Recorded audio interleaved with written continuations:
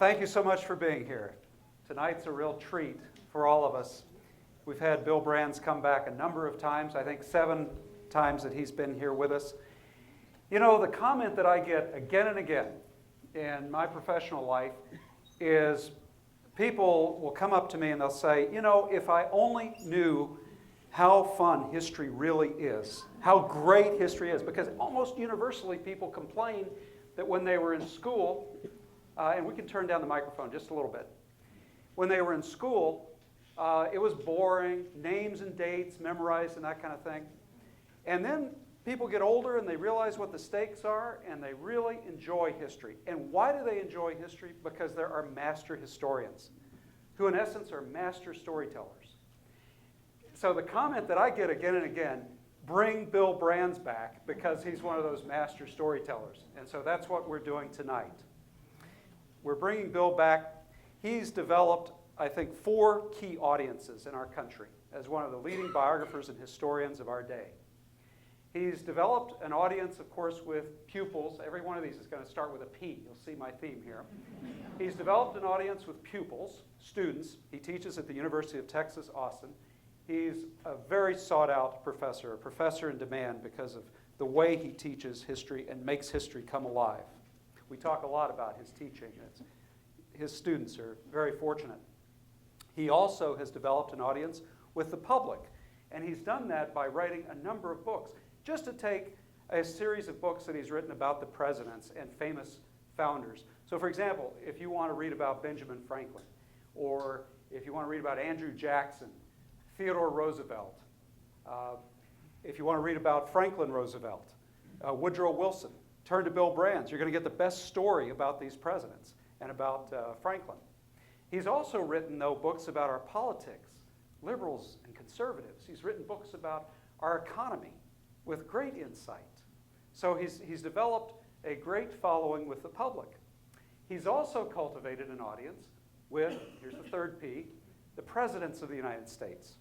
Yes, this man, your speaker tonight, has been invited to the White House. He's briefed President George W. Bush, and he's had 2 dinners with President Obama, and he's offered some very interesting answers. I got to be a little bit of an interloper by hearing some of the stories from the Obama White House. So he's developed that. And then the 4th P that he has developed is with poets. Yes, with poets. And if you'll indulge me. Yes, poets. If you go onto H.W. Brands' website, it's hwbrands.com, you're going to see haiku. And some of it's actually quite interesting. And if you want, you can even follow the haiku on Twitter. So you're going to have a whole bunch of new Twitter accounts here. Let me read for you just a couple of these so you get a flavor. About the Great Awakening, Bill said this: new lights and new hearts, new preachers from new pulpits, awaken the world. Not bad haiku. King Philip's War from 1670. Terror in the night, blood and slaughter in the day, horror on the land. Not bad. But my favorite is about Columbus. The white ships appear, the bearded ones come ashore. Who the hell are they?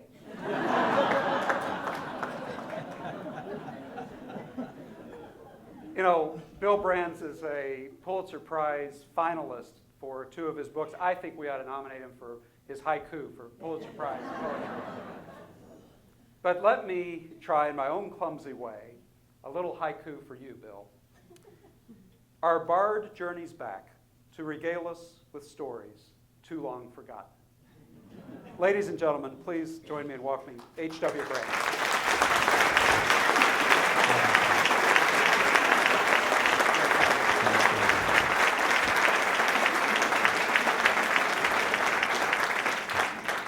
Well, I'm delighted to be back in Grand Rapids and at the Ford Museum and with the Hauenstein Center. And one of the reasons I enjoy coming back so much is the gleef is always so flattering when I get here.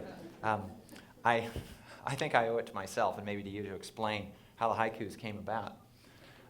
I've been teaching American history for, I guess 30 years now. And over the course of that time, I present my students, they have to write papers for me. They write a lot for me. And so I give them tips on how to configure their papers the most effective way. I tell them that it's critical for any writer to figure out who the audience is and what the expectations of the audience is.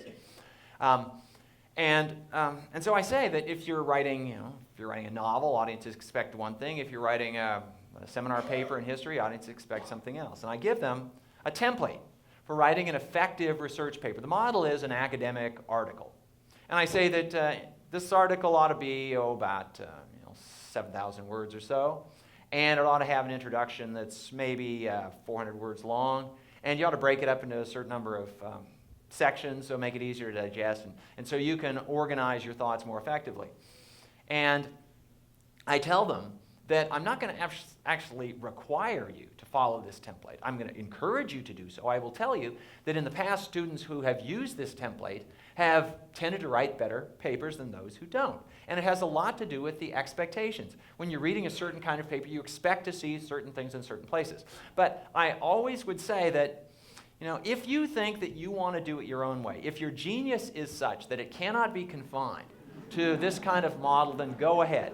Say, it's my belief that you can write, for example, any historical subject at any length. You can write the history of the world at 800 words or 8 million words. It's just a matter of, the level of detail and what you expect to get in there. And so and as a throwaway line, for years I would say, if you want to write your history paper in the form of a haiku, go ahead. And it was just a throwaway line until about 3 or 4 years ago.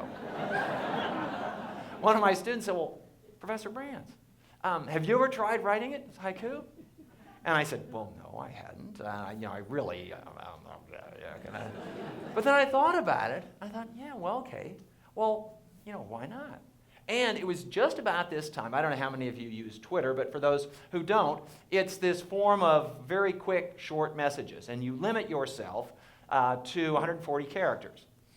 And so I thought, I have been, the writer in me wants to reach out to audiences and broader audiences. And one hesitates to guess the ages of people, but I look out in the audience this evening. And I'm trying to think if I'm going to have a reading audience 20 years from now, 30 years from now, I'm going to have to find some younger people than are occupying some of the seats here. So, we writers, we take our message to where the readers are. And Twitter is a way young people communicate. And it just so happens that the 140 characters is sufficient that you can pretty easily get a haiku in there. It's the 17 syllables of a haiku, 5 syllables, 7 syllables, 5 syllables. So I thought, why not combine these two? So I thought, well, this will be fun, just do it as a lark. So I started writing American history at the beginning. And the first installment was about the migrations from Asia to North America. And it's been going on. It's fun when I have just a spare moment when I'm on a plane. I just think, okay, so what can I write about the Great Awakening? What I can do this. So anyhow, it's taken on kind of a life of its own. Now, I realize I'm digressing here, and I'll get back to the subject. But I was talking with my editor at Random House in New York last fall. And I told her I was doing this. She said, that's really interesting, because she's looking for stuff to publish. And I thought, maybe, and I was just thinking out loud at this point, I said, well, I've been thinking about adding illustrations to this. And so doing a sort of a picture book, maybe for young adults or something like this, but instead of having just I hesitate to say the dumbed-down captions you get in picture book, how about adding a little bit of a literary touch to this? And the captions would be these haiku. So I had maybe the first 20 installments of the haiku, and I found illustrations for this. And so I started putting together this combination picture book, haiku book. And I liked doing it at first. But then I decided, there's something about the pictures that tends to detract from, I would say actually overwhelm the words. Because if you see something, then when you try to sort of paint the picture with the words, you've either inserted a kind of redundancy if they go together, or a contradiction if they don't. So I gave up the pictures, and it's just going to be haiku all the way. Anyhow, now, I have not yet gotten in my haiku history of the United States. I've gotten up to, I think, we're writing the Constitution. So I'll let you know how it turns out, or you can tune in and find out. But anyway, I haven't gotten up to Ulysses Grant, which is the topic of discussion tonight. Now, I'm going to tell you a little bit about why I wrote on Ulysses Grant, why I'm writing about Ulysses Grant. I was speaking at the reception before this about how I embark on this subject with a bit of trepidation, because I do not consider myself by any means to be an expert on the Civil War. And there are a lot of experts on the Civil War out there. And they come with knives, and the knives are sharpened. And they all have their opinions, and they all have not just opinions. Opinions are easy to deal with. They all have lots of facts. And, the facts are harder to deny. The opinions you can object to. And I don't pretend to be a military historian. And I know that there are people with strong opinions and lots of facts about Ulysses Grant, Robert E. Lee, William Sherman. You pick your favorite Civil War general and your battle and your campaign. And there are going to be people out there, probably people in the audience tonight, who know a lot more about this subject than I do. So, we launch into these new fields, as I say, with a bit of hesitation. But it's what makes it all interesting. It's why, I do this stuff. It can't be any worse than when I launched into the field of Texas history. I wrote a book about Texas history. I'm not a Texan. In Texas, I don't know what the rule is in Michigan, but in Texas, every 7th grader in the state takes this Texas history class. And it inculcates in the students those elements of Texas history and myth that are required for anybody who pretends to be a Texan. And I wasn't in Texas in the 7th grade, and so there's a lot of stuff that is just common knowledge that I don't have. Now, I have to think that I bring something to the study of Texas history that they don't have. I got to bring something. And I bring the perspective of an outsider, which often I think, and, the fact that the most trenchant commentary on American democracy was written by Alexis de Tocqueville, a Frenchman, a foreigner. Very often the foreign eyes, the outsider's eyes, give you a perspective that the insiders don't have. But nonetheless, when I write about the Battle of the Alamo, I would call it a cottage industry. It's a mansion industry in Texas. There are people who know everything about the Battle of the Alamo, including, there are a lot of 7th graders who know more about the Battle of the Alamo than I do.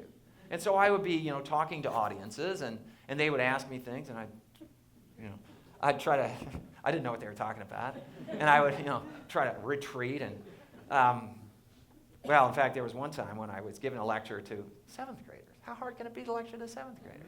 Okay, and so the teachers who brought the 7th graders in said, well, would it be okay if they asked questions? Of course, I'm a teacher. This is what we do. We answer questions. I didn't realize that she had made the assignment to be a version of Stump the Chump, where you got to come up with a question that the professor can't answer. So, but I figured, they're 7th graders. What do they know?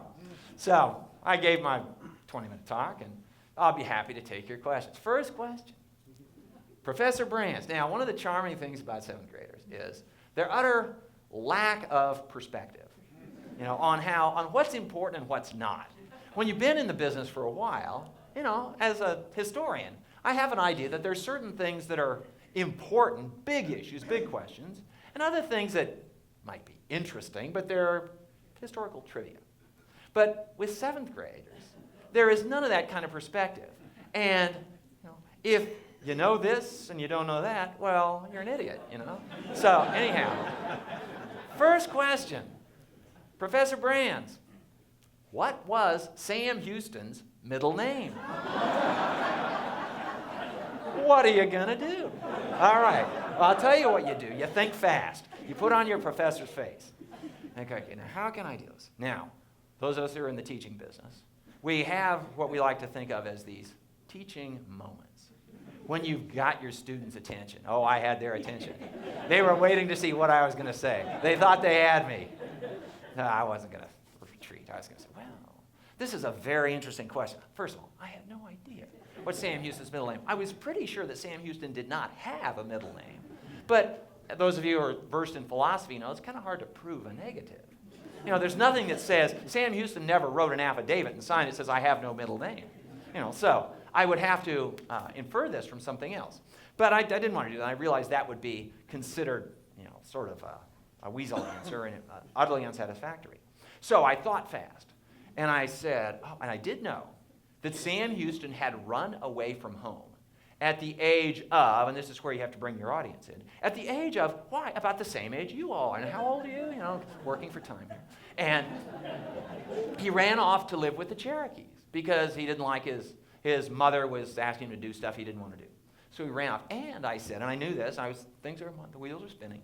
And I knew that the Cherokees had given him a Cherokee name that translates to raven. And so I said, I suppose we could say that Sam Houston's middle name was Raven. They were kind of skeptical. They were like you. They're not sure, I'm not going to buy that or not. So I thought a little bit more. I said, okay. Well then, when Sam Houston came to Texas, which he did in 1832, he was required by Mexican law, Texas was part of Mexico at the time, he was required by Mexican law to convert to Catholicism. That was part of the deal. If you come to Mexico, Texas, you have to be baptized in the Roman Catholic Church. And the typical practice was to take on a saint's name. Now, I did remember seeing in my research for the Texas book, something that was signed, was a contract that was signed, Sam Pablo Houston, because he had taken the saint's name Paul. And so I said, yeah, so I guess we could say that Pablo was his middle name. And I said, you know what? I think that ends the question period. Thank you very much. Okay. Well, aside from the wonderful work that Gleaves is doing at the Hauenstein Center, one of the reasons that I really like to come to Grand Rapids at the Hauenstein Center is Gleaves gives me an opportunity to try out ideas on audiences just like you. I've been working on Ulysses Grant for, I guess, 3 or 4 years now. The book is not finished. The book will be published, if all goes well, about a year from now. So there's still work to be done, but I haven't figured everything out, and I haven't figured out answers to some sort of basic questions of motivation. I've got the facts all lined up, but what one makes of the facts is another matter. So I'm going to share with you sort of beyond preliminary, intermediary thoughts on Ulysses Grant and what this all means. And to get at that, though, I'm going to tell you a little bit about why I decided to take on this project. Now, in one sense, I took on the project because I needed to write a biography of a mid-19th century figure. You might well ask why. Because I have been working on a history of the United States through the genre of biography. And I've been working on this for the last 15 years. And this because many years ago, I proposed a multi-volume history of the United States to a publisher, and the publisher just laughed at me. Nobody writes multi-volume histories. Nobody reads multi-volume histories. And I think the publisher, the editor, might well have known what he was talking about. Because, well, in my experience, when I talk to audiences, if I say that I'm working on a history of this or that, as soon as the word history comes out of my mouth, there is very often this faraway look that enters the eyes as the listeners recall that course they had in high school where they can't remember much about the material, but they knew it had something to do with matching events in column A with dates in column B. And the teacher's last name, they can't remember the teacher's last name, but the teacher's first name was Coach.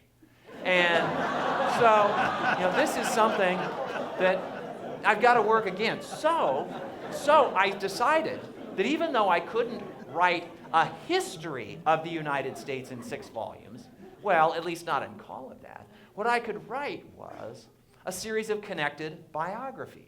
Because people, when I talk to people, I say, I'm working on the life of Ulysses Grant. I'm working on the life of Andrew Jackson. Oh, Andrew Jackson's a character? Yeah, okay. Not a history. Get the word history out of there. History has these negative connotations.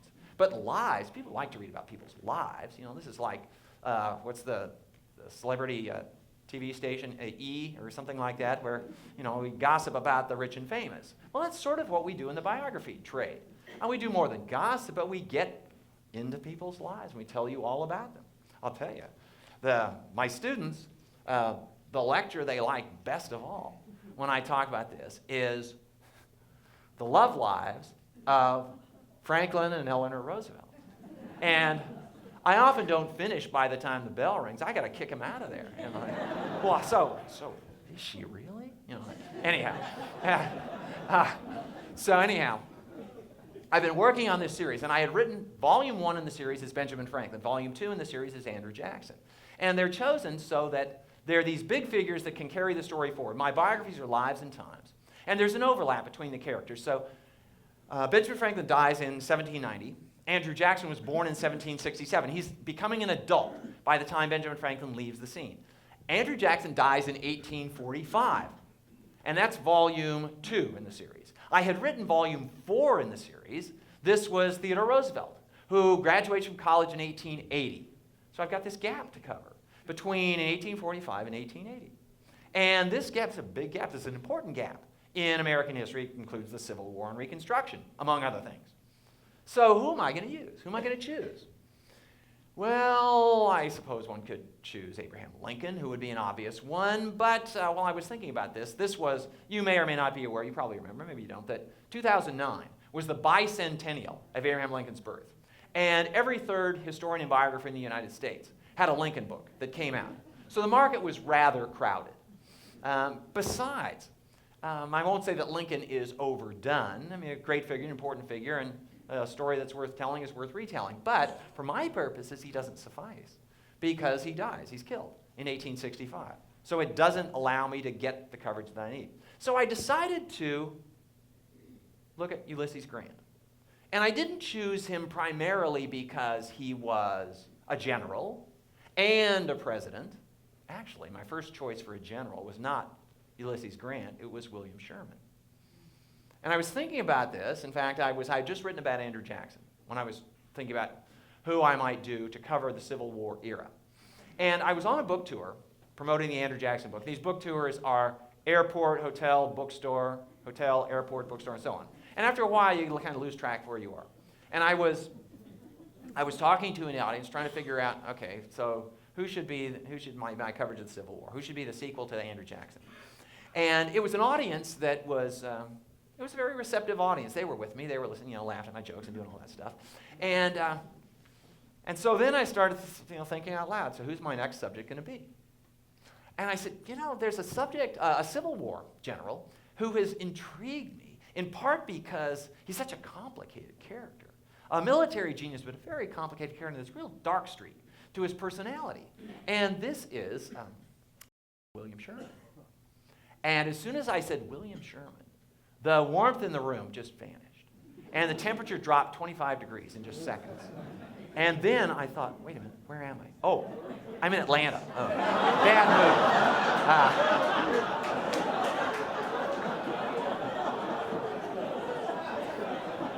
mood. Well, I realized I was going to have a hard time selling books on William Sherman in the South.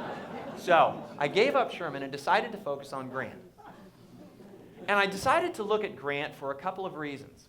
And one of the reasons is related to my teaching. As a basic premise, I consider my writing to be an extension of my teaching. My readers are my classroom kind of writ large. And very often, the ideas that come out in my books are ideas that I've been trying on my students for a while. And the longer I teach, the more I have concluded that the fundamental questions of history are very few, but very basic. And one of the most basic questions, and this is a question I ask of my students every semester. In fact, one of the things I do at the very beginning of the semester, I tell them, this is going to be one of, or the, question on the final. So be prepared to answer it. And the question is, why is there war? War is probably the most common, except for sex maybe, it is the most ubiquitous human activity. There is no society that anybody's encountered that hasn't engaged in war in one form or another. Big societies have big wars, small societies sometimes have small wars, but everybody does it. And the question is, why? And from the perspective of American history, I pose to my students the question in this form. I say, why is it, how is it, that a peace-loving people, namely us, Americans, and I believe that Americans are sincerely desirous of peace. How is it that a peace-loving people has, over the course of the last 200 years, gone to war more often than any other country in the world? What's going on here? And I pose the question to my students. For my undergraduates are typically, the average age is about 20 or 21. And I look around the room, and at first I point my finger at young men like you, and I look at the young men in the audience, and I say, historically, you 20, 21-year-olds, are the soldiers of history. The average age of soldiers in history is probably about your age, maybe even a little bit younger. It's young men who go off to fight. And every generation this happens, and it goes back as far as we can tell in history. Why is this so? Why does this happen? And briefly, the young women in my classes, they get to feel they're off the hook, but not for long, because then I look at them and I say, why do you encourage them to go off to war? Because if you didn't get that bright look in your eye when they put on the uniform, if they didn't think that being a hero in war would allow them to come home and impress you, if you told them, I don't like soldiers, they wouldn't go off to war. So you're as complicit in this as they are. So my question again is, why? And I put it to them, why do you do it? Why, historically, do you, people of your age and generation, do what people of my age and generation tell you to do? It's people of my age who we make the decisions. Our country is going to go to war. But we don't go off and fight ourselves. We tell you to go off and fight. So what's going on here? Is it that people of my age are really good at pulling the wool over your eyes and getting you to do our dirty work? Is that it? Is it that we hold out the prospect that you can be a hero, you can be famous, you can be really cool, and that you find that attractive? Is it somehow a test of your manhood? What's going on here? Now, I tell the students that there is no one answer to this question. There's certainly at least as many answers as there are individuals. In fact, there are probably multiple times as many answers, because people do things, important things like this, not for single reasons. They do them for multiple reasons. And so, my students work on this. In one of my classes, I have them actually pick a war. Pick a war, explain how the war came about. Explain why the decision was made by the government to go to war. Explain why people enlisted in the army after the decision was made. Anyhow, this is the question that I've been thinking about. And the answers fall in a variety of categories, but I sort of use dichotomies to get at this.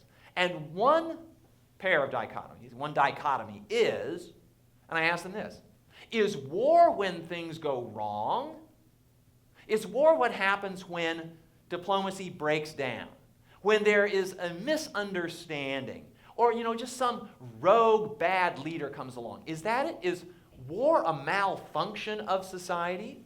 Is war when things go wrong? Or is war when things go right? Is there something that draws us to war? Is there something that is rewarding about war?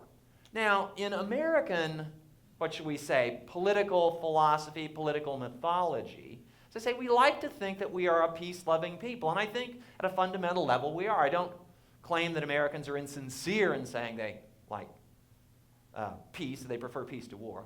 But consider, in fact, I found myself speaking to a group in Fredericksburg, Texas. If you've ever been to Fredericksburg, Texas, you might know that it has the best museum in the country on the war in the Pacific in World War II.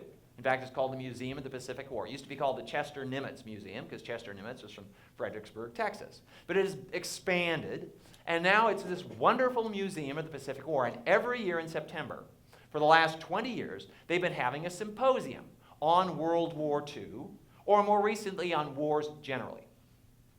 And they have really good attendance. All sorts of people come. Now, the core of the audience attending consists of World War II veterans. And when they come, it's like a reunion of the groups they've got to know. And I was asking this group this very same question: why is there war? And I said, you all have your reasons, but I'm going to suggest something, and you feel free to agree with this or disagree, but I'm just going to put it out there. And that is, I look at you. Now, if I might ask, are there any World War II vets in the audience? Okay. And you will have your own opinion about this, but I say the fact that you come to Fredericksburg, Texas, and they come from all over the country, every September, tells me that there was something very meaningful about this experience to you. And I've talked to veterans of various wars, and I've read about veterans of various wars, and I won't say without exception, but in very many cases, they describe this, they think of this as the most important experience of their lives. It was in some ways the most thrilling, it might be the most terrifying, the most meaningful, whatever it was. They still get together 60 years after the fact to commemorate it. What else do people do that has that kind of influence on their lives? So, there is certainly, for war veterans, there's that appeal, there's that draw. So anyway, I decided that for this biography, I wanted to write about a soldier. I wanted to write about someone whose claim to fame was primarily that he was successful at war. I hadn't written about anybody like this. I did write about Andrew Jackson, and Andrew Jackson's military career was relatively brief. He didn't identify himself as a soldier. He was a planter, and then he became a president, but he wasn't. That's not the reason that we remember Jackson. Yeah, he had this big victory at New Orleans in January of 1815, but that was a one-day battle. He didn't conduct a long campaign and win in a really big war. I wrote about Theodore Roosevelt. Theodore Roosevelt's a fascinating case on this subject because Theodore Roosevelt is the only American president who, as far as I know, ever celebrated war. Most American presidents have, I would say, the good taste or the good sense to say war might be necessary at times, but it's a necessary evil. But Theodore Roosevelt, at least before he became president and before he went to war, said that the greatest victories of war, or he said the greatest victories of peace pale beside the accomplishments of war. It is war that tests the nation's courage and all this stuff. And Theodore Roosevelt was somebody who really had to test himself. And Theodore Roosevelt, after he became president of the United States, still preferred to be called, and of course, as you probably know, once you're president of the United States, you, in most cases, are generally addressed as President Carter, President Clinton, as long as you live. But Roosevelt much preferred to be called Colonel Roosevelt. And he spoke about, and some of you may know, I don't know what this literary allusion is, I should know, but he always referred to his crowded hour. And any of you know what that allusion comes from? Some work of literature. Would you know which one it is? Very good, thank you. Thank you, Glees. See, Glees, Whitney, and the Howenstein Center are the source of knowledge on all things presidential. I will refer you to Glees, yes. Okay. So, Theodore Roosevelt, the curious thing is Theodore Roosevelt's crowded hour lasted about an hour. The center of his military career was the charge up Kettle Hill on San Juan Heights in the Spanish-American War, and the battle lasted about an hour. He did perform gallantly, no question about that. And there were the casualty rate in his unit was quite high. And he survived, and he knew that he had the courage to do it. And that was enough. Okay, done that. Now let's go back and get elected governor of New York. Okay, but I wanted to focus on somebody who had been involved in a serious way with a really big war. And a war that brought out, well, the best and the worst, I guess, in American history. So, and I also needed a character who could carry the story forward through Reconstruction. So I came upon Ulysses Grant. And I decided to write about Ulysses Grant. And now I will share with you a moment that was, at the time, it wasn't particularly amusing. In retrospect, it sounds a little bit amusing. Lots of people have written about Ulysses Grant. So an obvious question for a book review editor, for example, or publisher is, so Brand, you got anything new on Ulysses Grant? Well, it so happened that I was having dinner about 3 months ago with Sam Tannenhouse. Sam Tannenhouse is the editor of the New York Times Book Review. And although it's not as fat as it used to be, it still remains probably the most important book review in the country. And if you can get a favorable front page review on the New York Times Book Review, then this is a real good deal. So I was sitting down next to Sam Tannenhouse at dinner. And he had come to Austin to talk about something or other, so we had dinner. And a friend of mine, a mutual friend, got us there. And so part of the idea was that I was going to be able to talk up my Ulysses Grant book. As it so happened, though, about 3 days earlier, I'd come down with a cold. And I had a heavy teaching schedule during those 3 days. So I had to lecture through this cold that was coming on. My throat was getting tighter.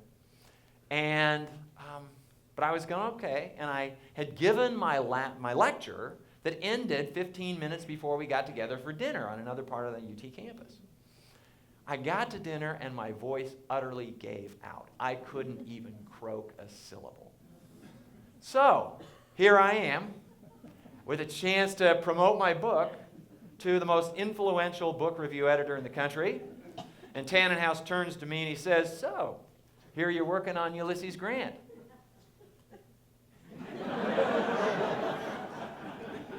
Is the book coming along pretty well? You got something new to say? So, what do you have to say? What's new to say? At that point, I had to realize it wasn't a yes or no question. I couldn't answer it. So I left him hanging. But I'm not going to leave you hanging. Because, well, in fact, I was talking to my editor just a couple of days ago. And I will tell you, I'll tell you what shall I say? The politic description of what's new, what the book review editor needs to hear. And then I'll tell you the real answer to the question, what's new?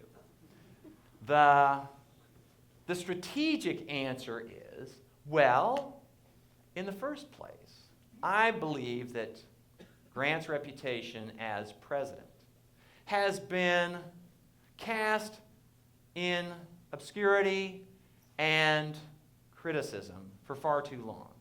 Grant is generally perceived by the public at large, and even by historians of the presidency, to be one of the least effective presidents in American history, and to have had an administration that was peculiarly afflicted by graft and corruption. Now, one of the things I'm going to do is to explain how the last 100 years of scholarship and writing on Ulysses Grant is quite wrong. That Grant was a far better president than he has been given credit for being. And this will be in part based on reinterpretation of existing evidence, but also access to new information.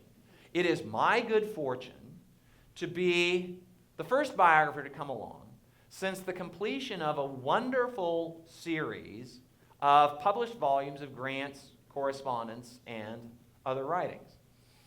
Now, this collection has been in the works for 25 or 30 years, and the later volumes deal with his presidency. The earlier volumes focused on the war years.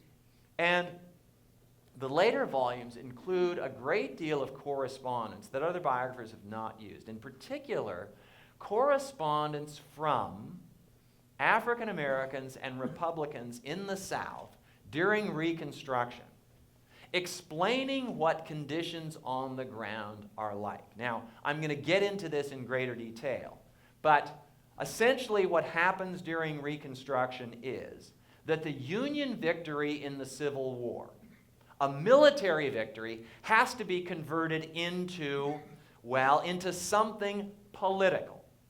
Because at some point, in this case in April 1865 at Appomattox, the war ends and politics resumes.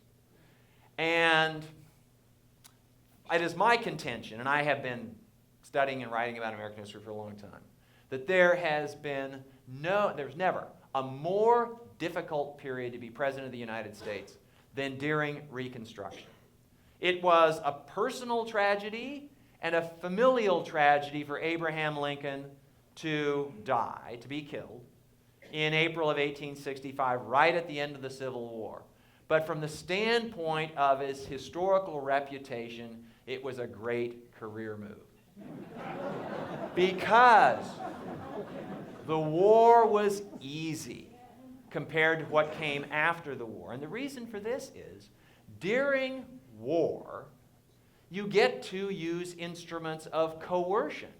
If people don't agree with you, if South Carolina wants to be independent, and you don't think South Carolina should be independent, if South Carolina refuses to enforce federal laws, you send in the army.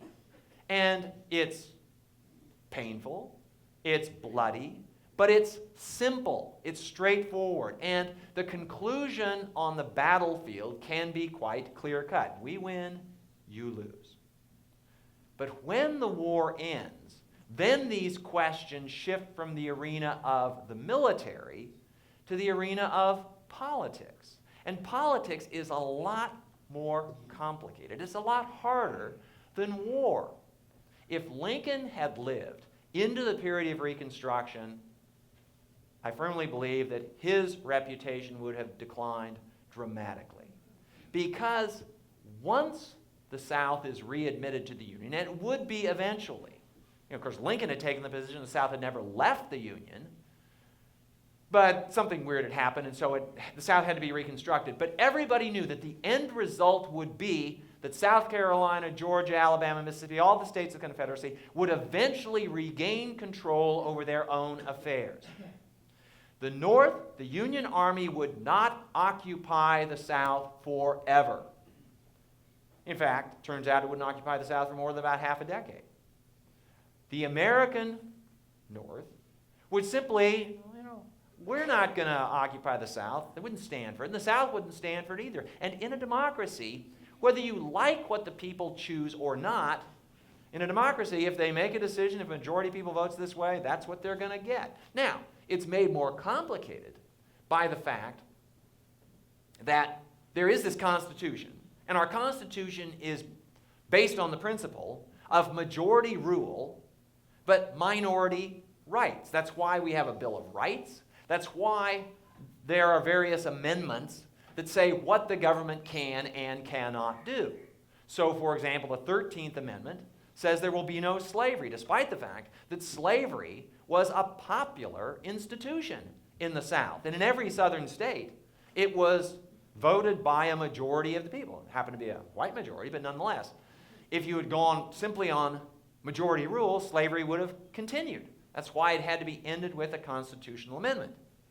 The 14th Amendment said that rights cannot be, basically says who can be a citizen, but it also says that your rights cannot be abridged without due process of the law. It basically says what you can't do. And the 15th Amendment says that the right to vote cannot be abridged on account of race, color, or condition of previous servitude.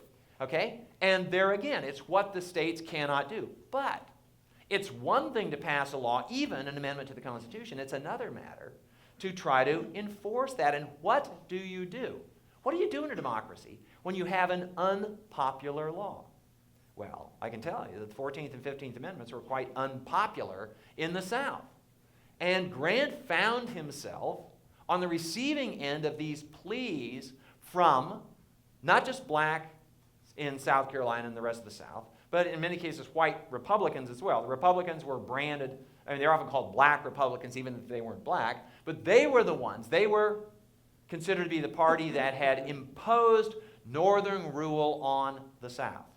And so in the period after the Civil War, sometimes in the most egregious form of the Ku Klux Klan, where there was overt violence, threats, intimidation, murder, and all this stuff against freedmen and Republicans. Sometimes it was slightly more subtle than that, but there was this full-scale agenda to drive those folks out of politics so that the old elites, the slave owners, former slave owners and their allies, could regain control of politics. And the term that was used, certainly by Southerners, and it was adopted eventually even by historians in the North, the term for the recapture of control of Southern state politics by the white locals from the Northern Reconstructionists, the term was redemption. And the individuals who did it were called the redeemers. Well, if you start labeling things that way, you can tell, which side you're on here. Anyhow, Grant, and this is one of the fundamental points I make in the book, was that Ulysses Grant was the only president between Abraham Lincoln and Lyndon Johnson, the only president in that 100-year period who took civil rights at all seriously. And otherwise, presidents simply ignored civil rights, or in the case of Woodrow Wilson, were kind of retrograde on civil rights and imposed segregation. Wilson imposed segregation on the federal workforce. So, the thing that's going to make my Grant book different is, and at least in the answer to Sam Tannenhouse, I've been able to give the answer, was new information and this reassessment of Grant and his role as an American president. But that's not, the real answer to the question is an answer that is going to sound highly immodest. But I'll tell you what it is.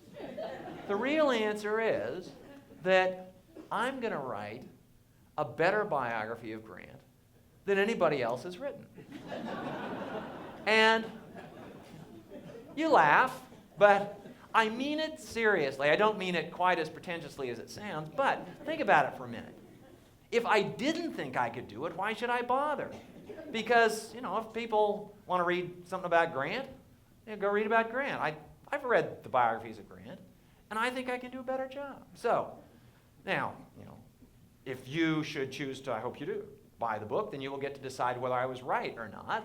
And book reviewers will get to weigh in on this as well. But, there is, call it a healthy or an unhealthy egotism on the part of writers, but you sort of have to have this because there's almost nothing interesting that hasn't been written about already. And so why do it again? Now, actually, this question of writing about it already comes up with my graduate students, who are, most of them are writing dissertations. And the model of a dissertation, those of you who've been in graduate school, the model of the dissertation is to write thoroughly, comprehensively, exhaustively on some aspect of whatever your subject is that hasn't been so thoroughly covered before. And one of the ways of finding a legitimate topic is to find a topic that no one has written on. And so my graduate students are looking around for something that nobody has written on. But I caution them against this. I say, no, you really don't want to do that. You don't want to write on something that nobody has written on because there's probably a reason nobody has written on that subject. And I refer them to a conversation that a friend of mine had, a historian, a military historian, who had written first couple of books on, rather esoteric subjects having to do with the Pacific War during World War II. And he wanted to write a biography of an important figure in the Pacific War. And he proposed various American naval and Army officers who were engaged in the Pacific theater. And he would put out one name, and the editor would say, I don't know, I don't think there's much interest in that person. Then put out another name, who knows about this person? And this went on for 3 or 4 more suggestions. And finally, my friend said in exasperation, well, I suppose I could write another biography of Douglas MacArthur, but there are dozens of biographies of Douglas MacArthur. And the editor said, yeah, that's because people are interested in Douglas MacArthur. So one of the things I tell my students is that not a bad thing. It's not a bad thing. It's not the end of the world. If they're working on a dissertation, they discover, oh my gosh, somebody else is writing on the same thing. History is a different kind of endeavor than mathematics or physics. If you are looking for, I can't remember what subatomic particle is the one that everybody's looking for right now, but the first one to be able to identify, the first one to prove its existence, the first one to demonstrate this, wins the prize, the Nobel Prize probably, and the second person to identify it gets nothing. In mathematics, until a few years ago, the grand prize of mathematics was to prove Fermat's last theorem. And it was this statement that had been given by Pierre Fermat 400 years ago. And mathematicians have been trying forever and ever to prove it. And the deal was that if you proved Fermat's last theorem, then you would be the greatest mathematician of your generation, if you were the first. If you were the second, nothing. But history isn't like that. So if somebody is writing about, well, Ulysses Grant, if somebody's writing about any other subject, if somebody's writing about whatever my students are writing their dissertations on, and they discover that somebody else is writing on the same subject, well, that's all to the good, because it shows that they're not the only one to think it's interesting. Okay, so the real answer to the question of why I'm taking on Ulysses Grant and what I'm going to say that's new is that it's this great story, and I want to tell it. Okay, now I'm going to tell you a little bit about Grant and his story. And one of the things that intrigues me about Grant, and this gets back to the question of why is there war? At least I think this is a partial answer to the question. Grant is a classic case of an individual who was really good at war, but at almost nothing else. And if you look in history, you see this again and again. If you simply look at the Civil War, Grant was good friends with William Sherman. The two of them were at West Point for a while together, and then they went off and fought in the war with Mexico in the 1840s. One of their comrades in the war with Mexico was Robert E. Lee. Another, he was older than they were, so he wasn't at West Point at the same time. But they discovered that they had this knack for war. Now, one of the knacks for war, and this, Grant discovered it in his first battle. George Washington, by the way, discovered it in his first battle, that he found himself under fire, and he wasn't afraid. He was thrilled. And Washington writes home a letter that I don't have it word for word, but it's this is pretty close. He said, I heard the bullets whizzing around me, and I can tell you there is magic in the sound. Now, if that's your response to being under fire, you know you've got a future in war. It's interesting that Grant writes almost the same thing after his first engagement. Now, I have no reason to think that he had read the Washington letter. Interestingly enough, Winston Churchill came under fire in the Boer War and had exactly the same response. So if you are a person who finds yourself under fire and you don't run away in fear, but instead you respond with an adrenaline rush and, wow, this is life as it's supposed to be lived, then you have the makings of a soldier. Now, of course, one of the things that has to happen is those bullets that are whizzing around you have to miss. In fact, Churchill put it with a certain elegant and humorous turn of phrase, where he says something to the effect about the bullets whizzing around you without effect. But Grant discovers this in the war with Mexico. And he goes off, and this despite the fact, this is striking with Grant, and one of the things that is so charming about Grant is that he is quite candid about his evaluation of whether the wars are just or necessary or not. Grant thought that the war with Mexico was unjust, that the United States had no business invading Mexico and seizing territory from Mexico. But as a soldier, that wasn't his decision to make. And as a soldier, he took orders. And as a soldier, he behaved quite gallantly. And he found it to be very fulfilling. It helped matters, and this gets back to how I was talking about my students and the girls in the class and the guys in the class. He was engaged to be married before he went off to war. The father of he was secretly engaged to be married. He and his wife-to-be, Julia Dent, they had agreed that they would get married, but she wasn't going to tell her father because her father didn't think much of somebody who was a soldier. Her father wanted someone who would be able to support her in the style to which she was accustomed. Now, I might add something here, which is kind of ironic. Julia Dent's family was from the outskirts of St. Louis, Missouri. Missouri was a slave state. Julia grew up having servants, slaves, personal servants. She kept those servants, those slaves, after she married Ulysses Grant. She kept those servants even after the Civil War began.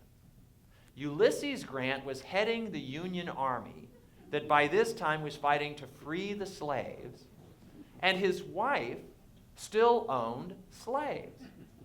Now, this strikes us as curious, contradictory, but one of the joys of doing history is discovering how messy the world really was. This business of you could be fighting to free the slaves and your family still owns slaves, people didn't think much of that at all.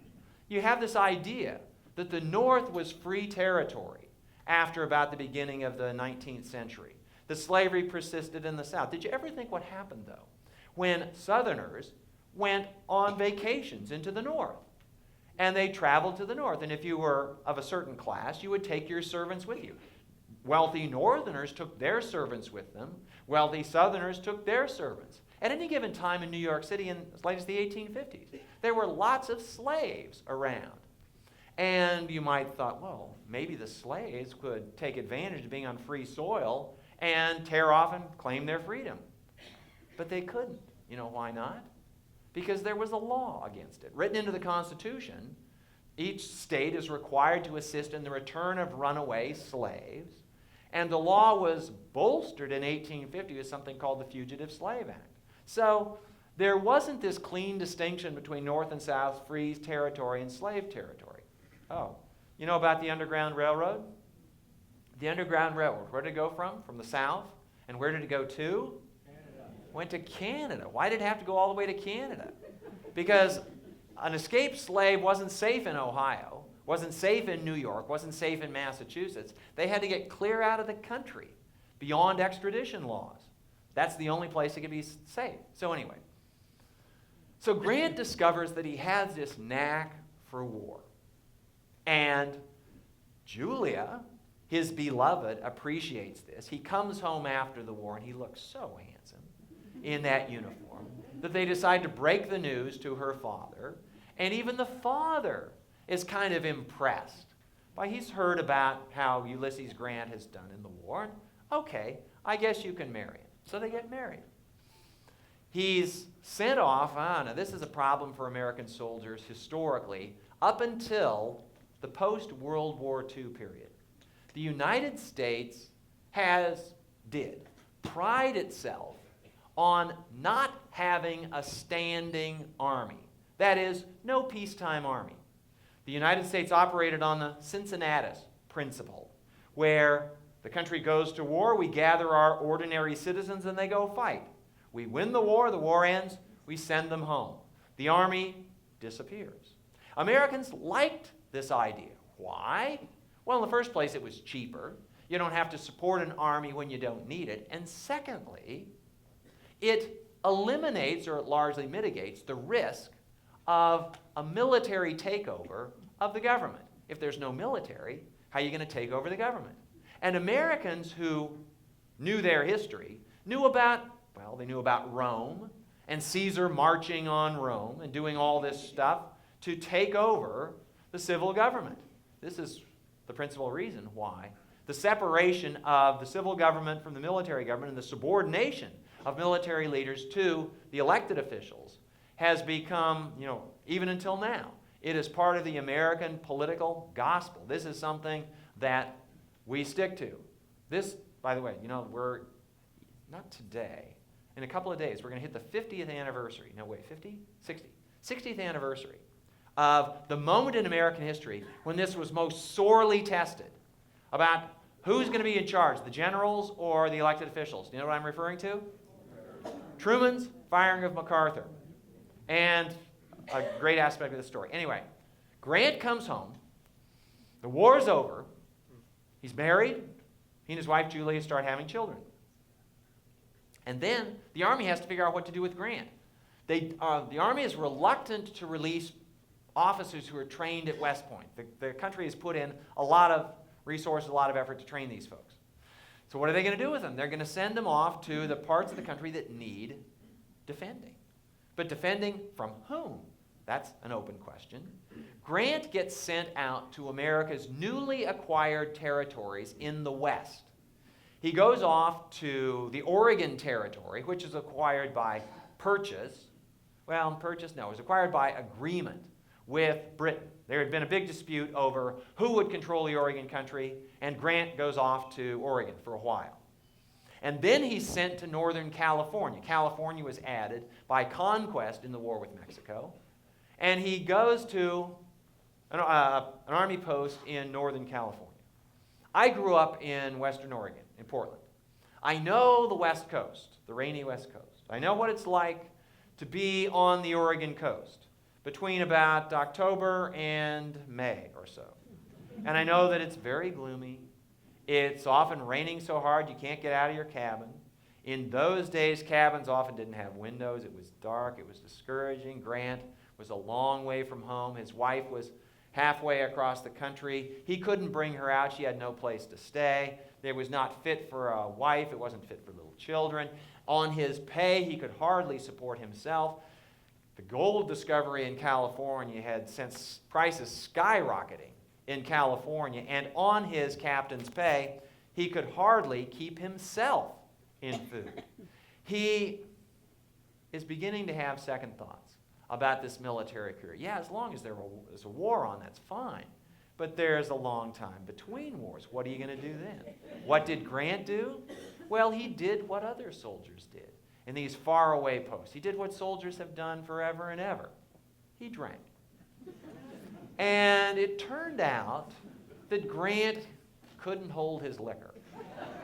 Now, you probably know that in the British Empire, for example, the ability to hold one's liquor was an aspect of a gentleman. And maybe it just enabled you to continue to carry on when you're in these hardship posts. The only thing to do was drink. So Grant demonstrated that he had a problem with booze on the rainy, lonely California coast in the early 1850s. We don't know exactly what this led to in the near term. We do know that Grant suddenly resigned his commission in the Army. Now, this was a decision he had come to for a variety of reasons.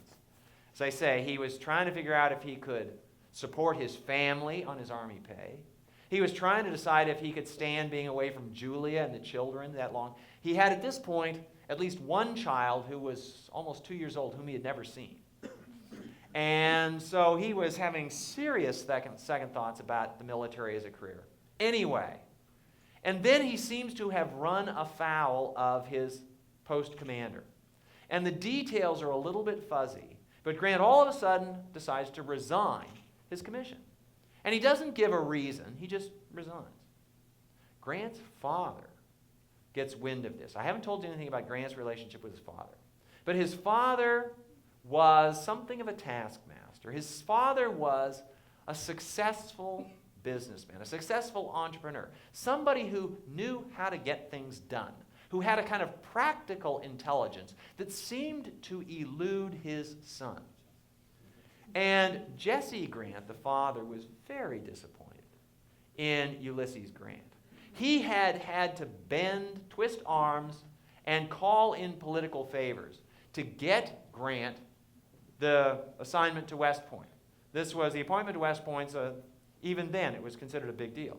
And Grant went off, and he wasn't that crazy about going himself in the first place, but his dad got him, so he did. Well, Jesse Grant was very disappointed to hear that Ulysses Grant had resigned from the Army. he didn't know about the drinking. But when he heard that his son was resigned, he just thought that he was depressed. And so he wrote to the Secretary of War, trying to get the Secretary of War to intervene and to stop the resignation, to refuse the resignation. Interestingly enough, the Secretary of War was a man named Jefferson Davis. And Jefferson Davis got this letter from the father of this officer he had never heard of and said, the deal is done. He's resigned. He didn't offer any explanation, but it's not required of me to hear any explanation.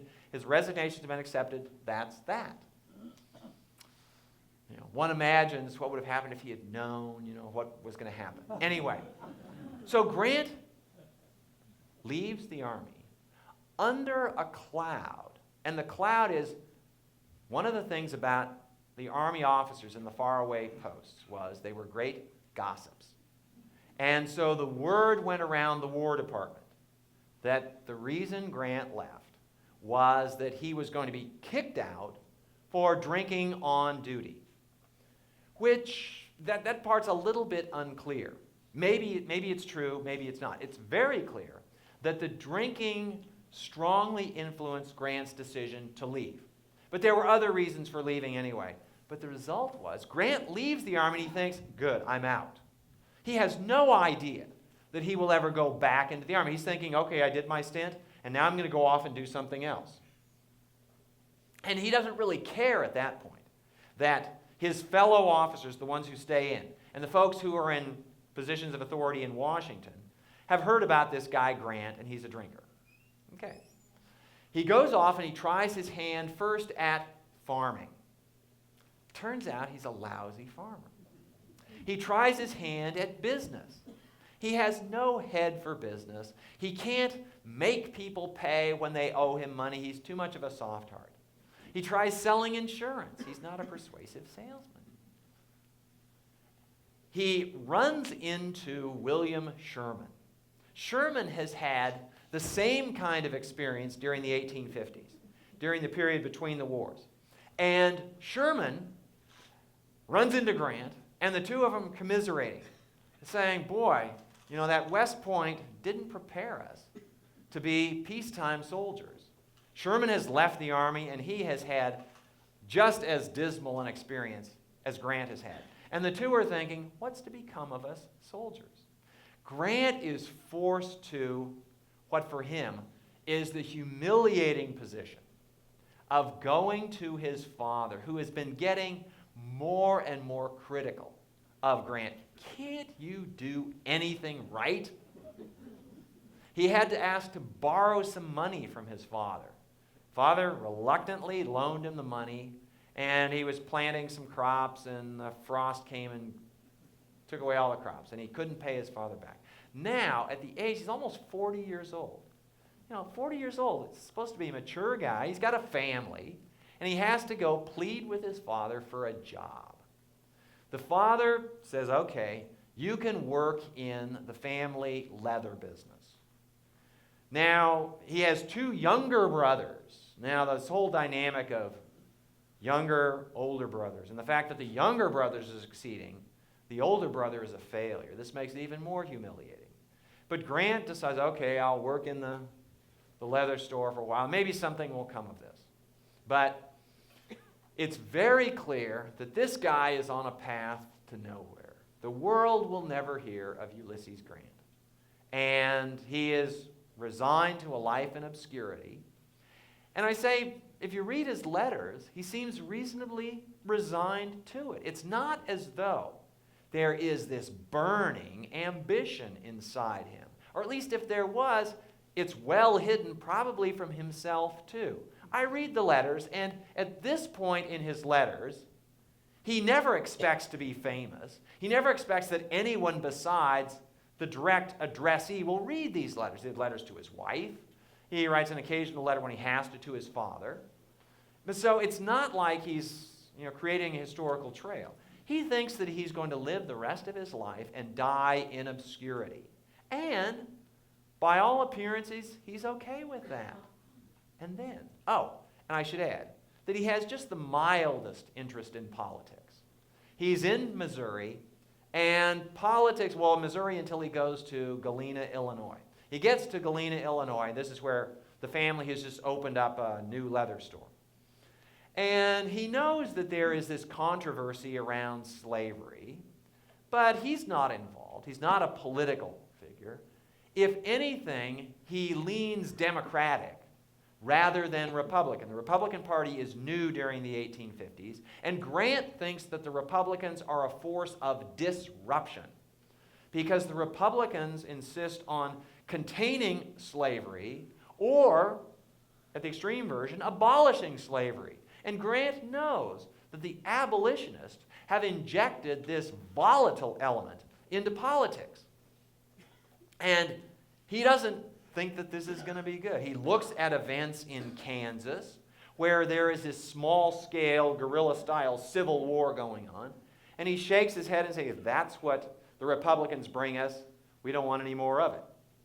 Okay, so he gets to Galena, Illinois, and he's settling into a life as this obscure clerk. Maybe someday his father will make him a partner in the store, but all of this is really at his father's behest. And 40-year-old son hasn't made anything of himself.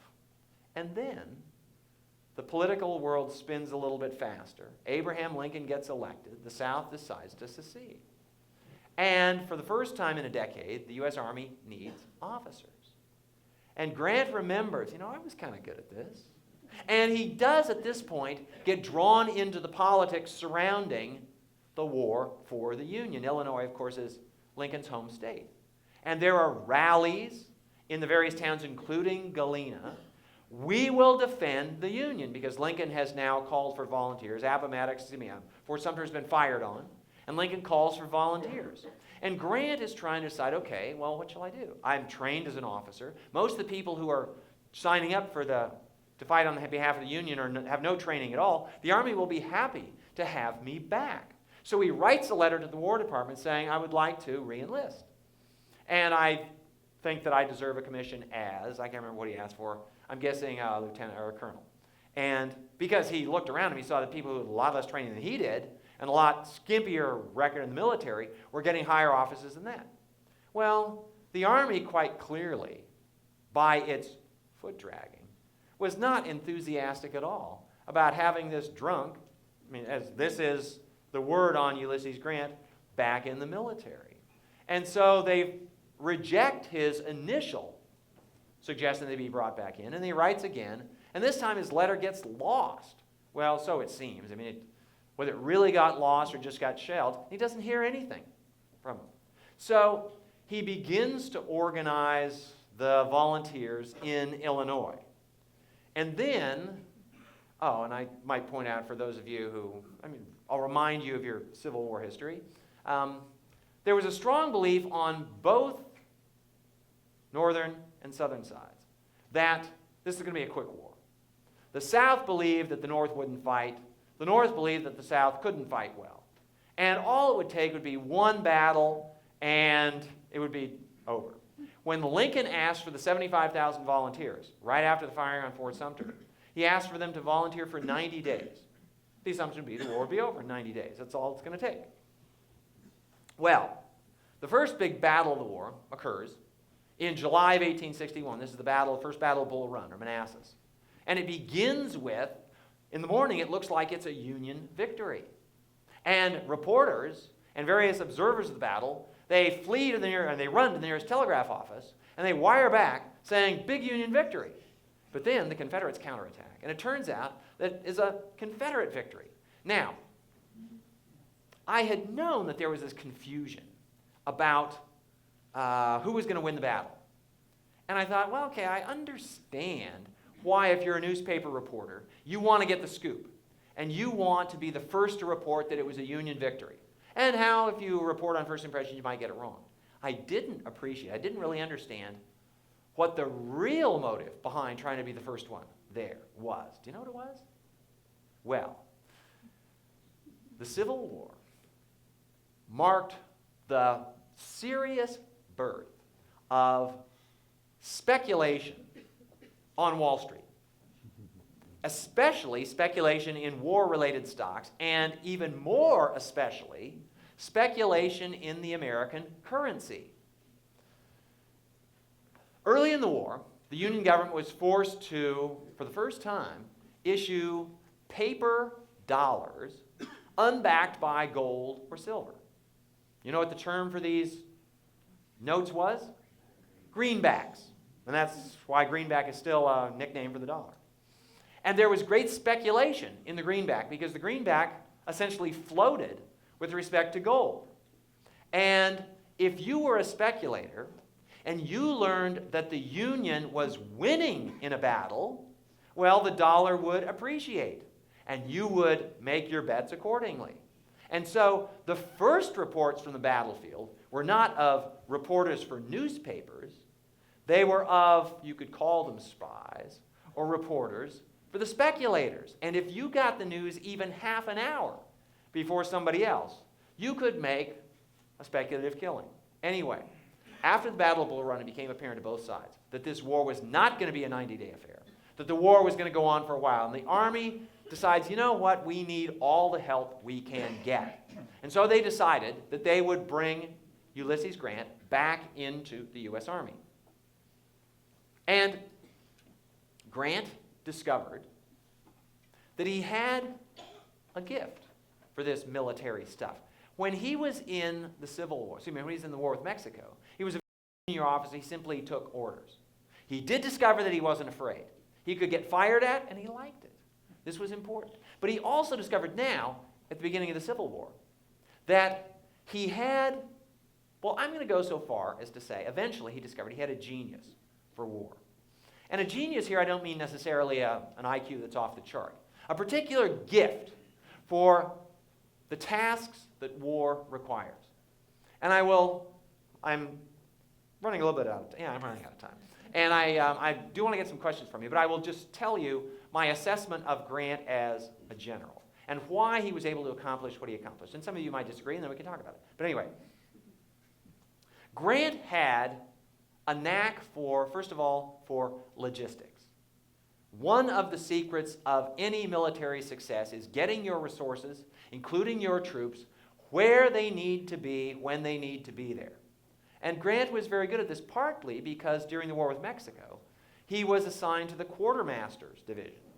He actually should have been in the cavalry. He was a brilliant horseman, but his grades were really low at West Point. And so he didn't get his first choice. They put him in the infantry. And when he got in the infantry, they needed a quartermaster, so they made him a quartermaster. So he was used to the idea of how you supply the troops. And he knew perfectly well that, as Napoleon said, the army marches on its stomach. When troops are well fed, they are happy and they're prepared to fight. If they're hungry, they are not. So he first of all knew how to do that. And he knew it was essential. It was not beneath any commander to spend lots of time dealing with those issues. The second thing was that Grant had, and I don't know how to quantify this, but he had a kind of visual talent, a mentally visual talent for visualizing the battlefield. The biggest challenge for commanders during the Civil War was trying to figure out where the enemy was at any given time. Not only where the enemy was, where his own forces were. Remember, this is in the days before any kind of aerial reconnaissance. Well, there were, in fact, the beginnings of efforts to send up observation balloons, where if you can get even, you remember the first time you ever went up in an airplane? How you look down and all of a sudden things become clear, and you look at the city that you've been living in all this time, and oh, there it is. Well, commanders did not have that third-dimensional perspective. And so you had to be able to figure out, you could look at maps, you could look at the lay of the land, and you could try to see where everything was. Grant had an ability to visualize where the way the land lay, where his own forces were, and where the enemy forces were, or where the enemy forces must be if they were going to oppose him. And if they weren't where they were supposed to be, where they needed to be to oppose him, then he'd get what he wanted unopposed. So Grant had a knack for this. There was something else, and this came up. William Sherman, as I said, was one of Grant's friends. William Sherman knew that he was smarter than Grant. He knew that he was better versed than Grant in military history and tactics and all the stuff you could study. But he also acknowledged that Grant was a better general than he was. And he said, there's one thing about Grant. he does better than I do or anybody else does. And that is, he knows what he wants to do, and he is able to stick to that. He is able to focus on that and not be distracted by the other stuff that happens during a battle. Now, it's a truism of war that the best laid plans blow up as soon as the battle starts. Well, they did for other generals, but for Grant, he knew what he wanted to do, and he would not be deterred. He often almost ignored what the enemy was doing, because he knew if he did this, then he would accomplish what he wanted. And he was able to do it better than anybody else on the Union side, and I would argue better than anybody on the Confederate side either. But there was a last element to Grant's genius. And this gets back to the question of why is there war? And I'll stop with this and then I'll take some questions. And it's a trait of Grant that I don't know whether to admire or to be appalled by. And it comes down to this. Grant figured out before anybody else on the Union side did, for that matter, probably anybody else on the Confederate side did, how the Union would win the war. He realized that the Union had more resources than the Confederacy did. And the Union would win by wearing down the South. And what this required was the willingness in a Union commander to fight and fight and fight and lose men and lose men and lose men. Grant had the ability, and again, I don't know if this is something to admire or to be appalled by. He had the ability, the willingness, to make a military decision knowing that this decision would lead to the deaths of thousands of his men. Nobody in American military history until then had been able or willing to do this. Lincoln went through 4 or 5 generals before hitting on Grant. And some of those generals, George McClellan, Meade, Hooker, McDowell, they could prepare for a battle. McClellan was great at preparing for battle, and his soldiers loved him. But at the critical moment, he couldn't pull the trigger. He couldn't make that decision. He couldn't bring himself to the morally freighted decision of saying, you will die for this cause. Now, it's not you, and you will die, but of this group, a quarter of you are going to be dead by tomorrow morning. It's something that had never been asked of an American commander before. And Grant knew that that was the way the North would win the war. Grant is often compared unfavorably with Robert E. Lee. Robert E. Lee is seen as the general who was more brilliant, who was more daring, who did this sort of thing and that sort of thing, where Grant was plodding along. Well, in this respect, Lee benefits from the fact that, first of all, he wasn't expected to win. He had to do this kind of thing. He had the luxury of taking chances. Grant didn't have that luxury. Grant knew if you stick to what you're doing, you're going to win. Now, Grant, as I said, even though he was lukewarm about politics before the war, even though he didn't really care much about the slavery issue, by the middle of the war, by the time he became the Union commander, he was fully convinced that the Union must be preserved. And it was almost enough for him to put it in those terms. He had an interesting view on secession.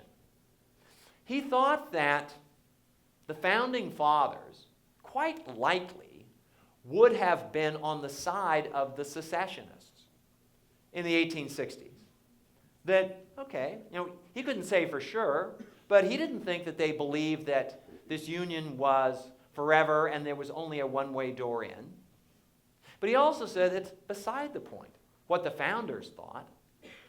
And in fact, he said that even if secession were not admissible, what was going on in the South was not secession so much as revolution. And I might add that we've kind of lost half of the interpretation of what the South did. There were those in the South who contended that secession was perfectly legal and that's all that was going on. But there were others in the South who said, no, I don't think secession is legal. What we're engaged in here is not secession, but revolution. And even as staunch a Unionist as Andrew Jackson acknowledged the right of revolution. What's the right of revolution? The right of revolution is to, well, take the position that Thomas Jefferson did in the Declaration of Independence.